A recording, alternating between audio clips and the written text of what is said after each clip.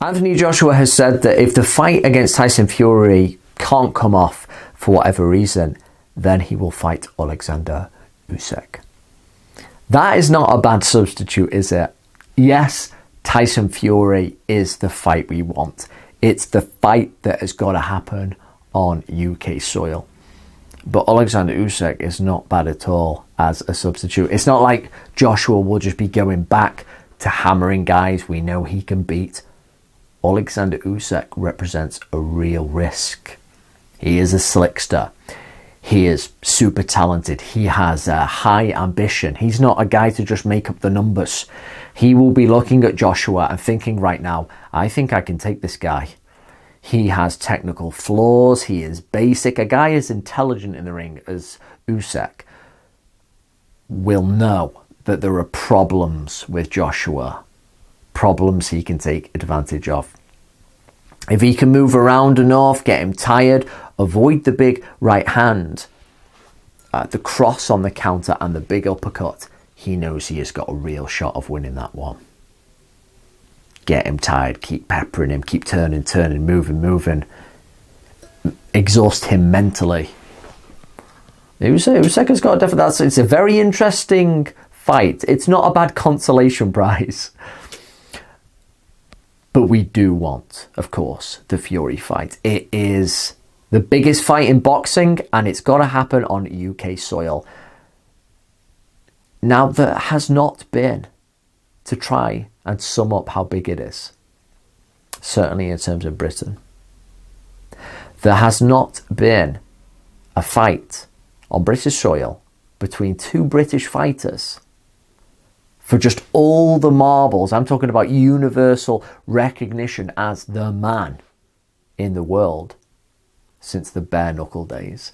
That is how far back you have to go.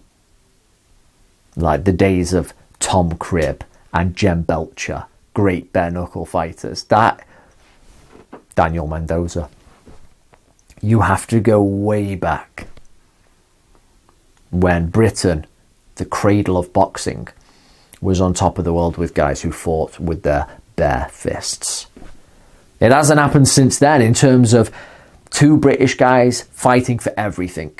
That's why it's so special. That's why it has to happen on UK soil. Now, if it happens in Saudi, it will be a shame because there just isn't the atmosphere there. And it's not just to do with not drinking.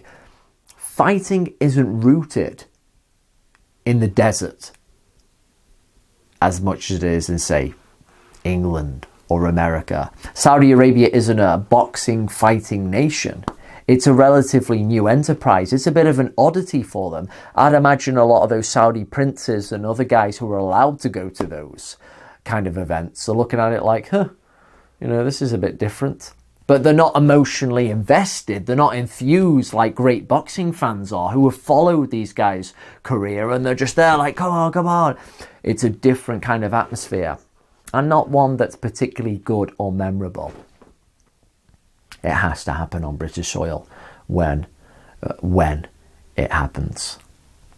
So Usyk is a great consolation prize, sure, because we've gotten used, haven't we, to big fights slipping through our fingers. Look at the likes of Kovalev against Adonis Stevenson. It never happened. We don't know if Errol Spence or Terence Crawford is going to happen right now within the accepted time frame. Who knows?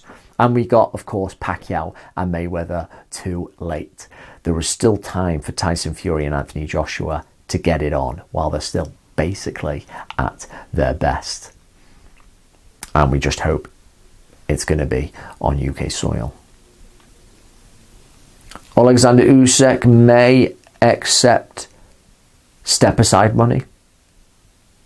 If not, he might have his own go at Joshua. If he were to beat Joshua, it's going to be Fury against Usyk, which isn't as appetizing, is it? So I think we need to fast track straight away to Fury Joshua. What do you think? I think we've wasted too much time. I think that is the fight that needs to happen next, no later than June next year.